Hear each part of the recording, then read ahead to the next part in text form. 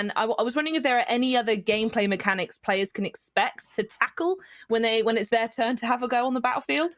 Oh man, I mean, we've done a lot of what we wanted to do is really preserve what was great about Age of Empires. We didn't want to break Age of Empires. It would be very easy to take it in a different direction and turn it into a different game.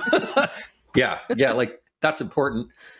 Yes. I think the things we wanted to do is we looked for avenues where we could say, hey, where could we improve this, or where could we make this more interesting or realistic to medieval times in terms of how battles were fought and things that were important.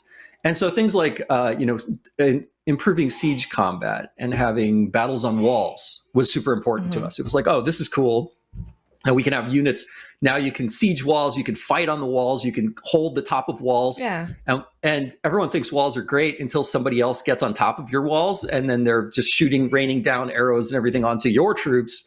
And then suddenly that changes oh, crap. everything for my gameplay style. I'm very much someone who like turtles themselves in, and then I will build watchtowers all along the inside, and then I will use that to like sort of fend myself. But yeah, now knowing that my walls can be used against me will absolutely make me change the way I play.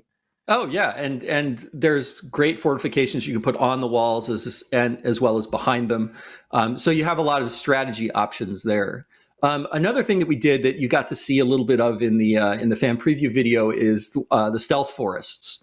And what we wanted to do is, the idea of cloaking and things like hiding information is a kind of a key thing in real-time strategy games. And what we decided to do is make a new type of forest patch that we can place down on maps strategically.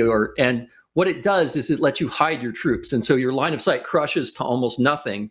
And when you're in them, you can see out of them, though. So if you're near the borders, you can see out. So in the video, you'll see there's a sequence where the Mongols ambush the Chinese. And what they do is they move all of their troops into these stealth forests, and they can't be seen.